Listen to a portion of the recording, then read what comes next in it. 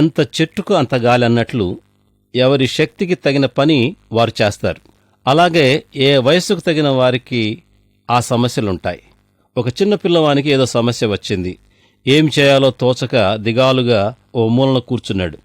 అతని ప్రక్కనే ఓ చీమ అంతకన్నా బాధగా కూర్చుంది. ఆ అబ్బాయి, ఎందుకు అంత దిగాలుగా కూర్చున్నావు? నీక్కూడా సమస్యలున్నాయా అని ప్రశ్నించాడు.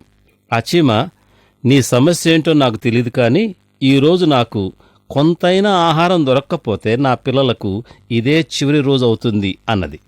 ఆ పిల్లవాడు, ఓస్ ఇంతేనా అని లోపలికి వెళ్ళి ఓ గుప్పెడు బియ్యం తీసుకొని వచ్చి దాని ముందు వేశాడు.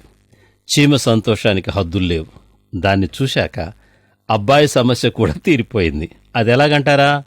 అతడు ఇలా అనుకున్నాడు, ఆ చీమ తన సమస్యను నాతో పంచుకున్నందుకు నేను దాని సమస్యను పరిష్కరించాను కదా, నా సమస్యను మా నాన్నతో పంచుకుంటే అది తీరిపోతుంది కదా అని అనుకున్నాడు.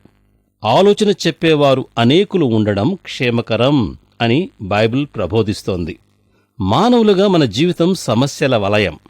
మన సమస్య మనకు కఠినంగా అనిపించినప్పుడు ఇతరులతో పంచుకుంటే వారి అనుభవాల్లో నుండి మనకు పరిష్కారం చూపిస్తారు కదా. ఇక ఆలస్యం ఎందుకు, అలా ప్రయత్నిద్దామా?